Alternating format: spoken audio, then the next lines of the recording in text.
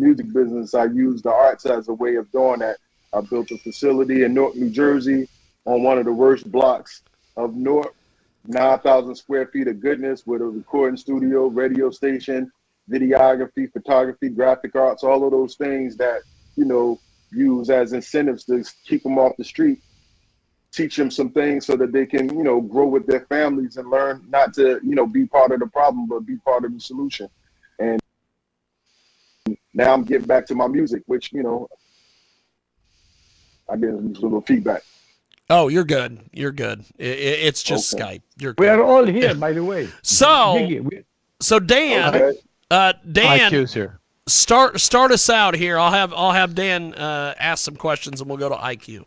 Yeah, I'll try not to hog the show, although I have a reputation of doing that too. But I ask very long questions and then give very long answers. That's what eats it up. So let me ask you a question. We had a gentleman on last week who was a preacher, and he's written a book about earning a living with God. And I did my counseling call with him yesterday, in fact, Jim. That's awesome. And helped him with the things to do. I want to ask you a different question than I asked him. Okay. And the question is basically the question that my wife and I had a discussion about this morning. What the president said over the weekend about 13 and 14-year-old boys and girls having the freedom to make their own decisions as to taking off their breasts or their penises and their testicles, and do it without parental consent. And if you don't give the consent, you're a racist. It's kind of what the president said this past weekend. As somebody who's working with troubled children, do you see the gender identity that we supposedly hear is everywhere? Or is it not in the black community? What give us your perspective of what's going on there? I mean, it's definitely everywhere. I didn't hear that comment, and I was like kind of appalled at it. But So am I. Again, those are the situations that cause the problems in our community right now. Because we're pointing the fingers and telling people what they can't do and can do, but no child should be able to do that. Part of the issue that's happening in our community is that the parenting, I'm big on parenting, before the child reaches the community, it starts at home, so, we try to help them and most of the problems that we find out is because of some of the situations that they're dealing with at home. So, that's a tough one right there, man.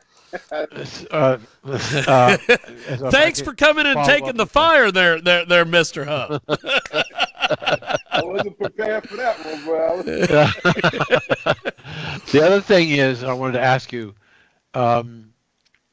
you said, and we've heard it 1,000 times, and I'm not being condescending when I say it, is that we need more parental involvement. Right. In the raising, that the parents need to step up to the responsibility of raising their children.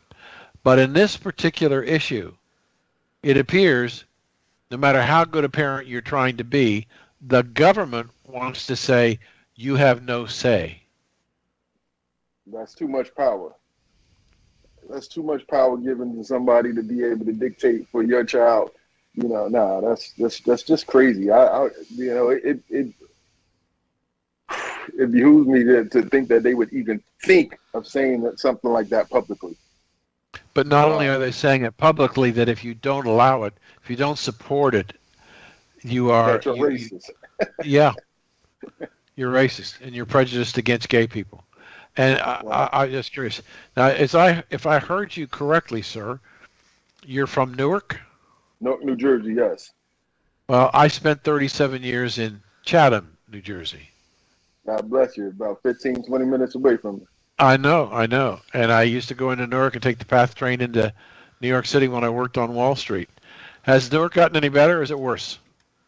I mean, we're making strides. We've really got the crime down, and that's because of having a great mayor to, really fortitude the language and the narrative of, we can't police our way out of things, and that the community need to step up and help and be a part of, helping our community survive. And we've been able to do that. Not only my organization, but other organizations have come together and really did a partnership with the police and the streets to be able to end a little bit of the violence. I mean, it's not totally gone, but we're making strides.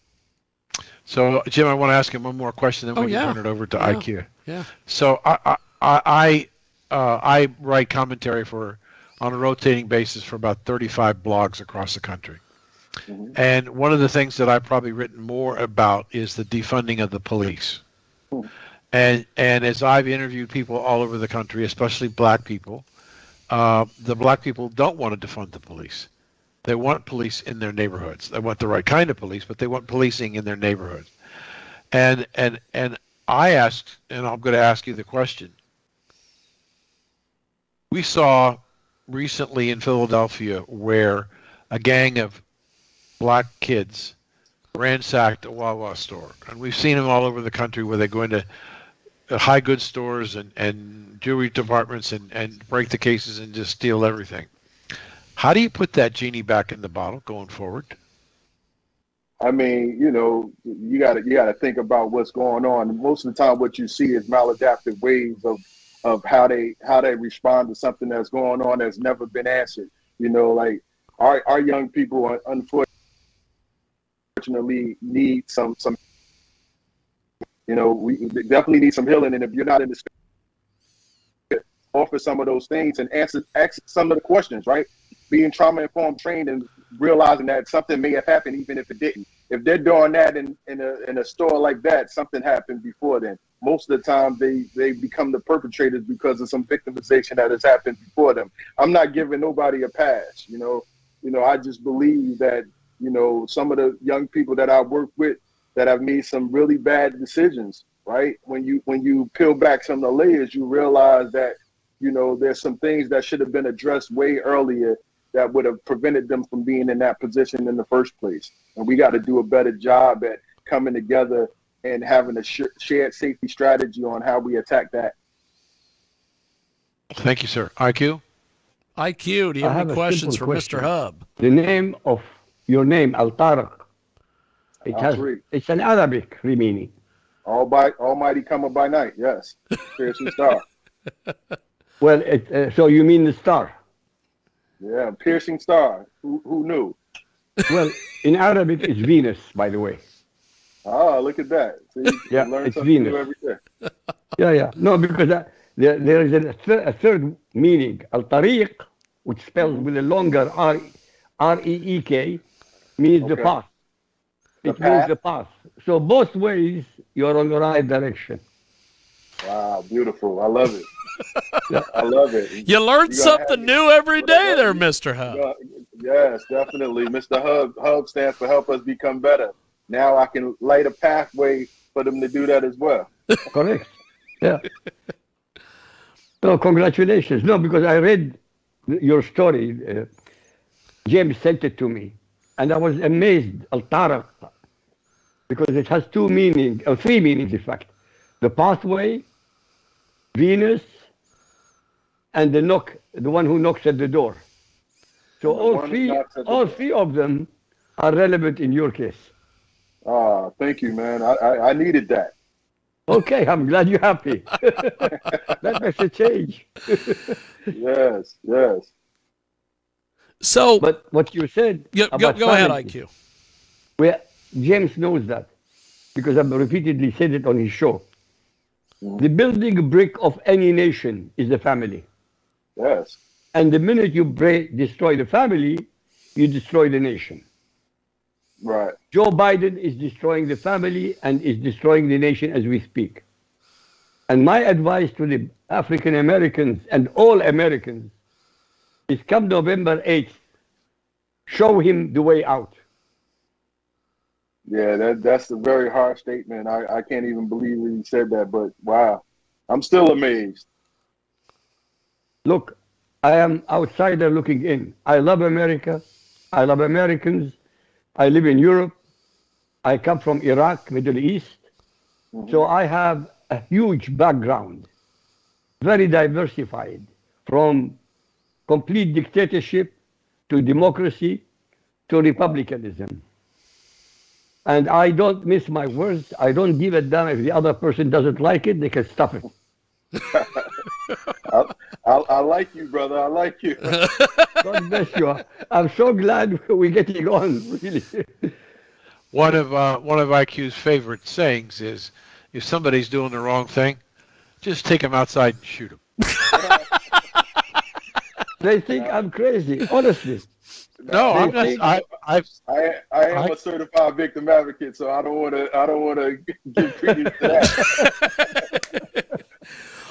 Well, we have got a great guest with us today. He joins us here on our big broadcast. New Jersey-based community leader, mental health advocate, and a heck of a talented musician, Mr. HUBB. He is with us today here on our broadcast. So, one of the things that you have going on, which I think is absolutely amazing, is that one of your upcoming singles will be featured on the soundtrack for Die Like Lovers, which we now know to be Bruce Willis's final acting role. Talk to us a little bit about this song and the fact that this is going to be featured in this great film. Live for Something, man. It was a song that we created literally to inspire our young people to think about their lives. You're willing to die for nothing. How about you live for something? And we created a great masterpiece as far as visual is concerned. All of my music is to kind of create a lesson, a statement, to create a statement that people can feel and go back to, and we can use as teachable moments with our young people. So I'm not doing the music for me as an artist anymore. I'm doing it for the legacy of changing these lives. Tupac said, I may not be the one to change the world, but I'll be the one to spark the minds of the ones that do. I'm just trying to be one of those sparkers right there. And we landed a nice situation with the soundtrack, and I can't wait for the movie to be released. And it's iconic for us to be on a situation with Bruce Willis. Man, I love him as an actor. It's amazing. And to be on this, great opportunity. By the way, I love Bruce Willis. I love his acting, and I love the stories he plays. Yeah, He's always a tough guy. Always a tough guy. He's always a tough guy. And a comedian. I love him. I think that's what got me. He's really good. Really good. Yeah. I'm going to enjoy it. Yeah. I wish you the best. Thank you. Thank you so much. Mr. HUBB, tell us a little bit more about the HUBB Arts and Trauma Center, because this is a fantastic thing that you have. I mean, my 16 years ago, I started, this organization because my son put a charge on me to do more for my community. A simple question from the mouths of babies. My son asked me, he said, Dad, you always talk about being part of the solution, not part of the problem. What are you doing about the community? And I didn't have an answer. And me not having that answer changed my life forever, because I never wanted to be in a position or ever want to be in a position ever again where somebody asks me what am I doing about my community, especially my children, and I not have an answer. So I took everything I knew from the music business, started a nonprofit, and today I've been awarded all over the world and got so many community young people that look up to me. And I hired a lot of social workers and stuff to be able to change the dynamics of how our young people think. And now they grow up in my center, like the Boys and Girls Club and other places. For the last 10 years, they've been growing up in a space that I built. So 9,000 square feet of goodness, broken down into entertainment, education, and empowerment. It's amazing. So, Dan, do you have any more questions for Mr. HUBB? Yeah, you said your center is broken down into 3 segments, and one of that is education. Yeah. Are you trying to educate the children in your center, and what is it you're trying to teach them? So I believe one thing. Part of the things that we just was talking about, even with the parents, it's hard to teach what you don't know. So we want to be able to put them in a position where they know better. When you know better, you can do better. So we utilize the arts to draw them in. Once we have them in, we teach them financial literacy, health and wellness, grooming and self-efficacy, career readiness, all of those things. And then they put themselves in a position to be better by peeling back the layers with the empowerment part. So we're in the process of building out the very first youth-focused trauma recovery center as well. So entertainment, education, and empowerment. So how do they learn the 3 R's? Well, we take them through a process. The first thing they do is come through and get an intake and we find out what's going on in their world. We have, their peers sitting down asking questions with them, and we always create a non-judgmental environment for them, a safe space for them to be able to talk. That's the difference between what I do and other people do. We don't judge them for whatever it is that they say to us. We find a way to be able to help them and understand that they're going through things totally different than what we went through.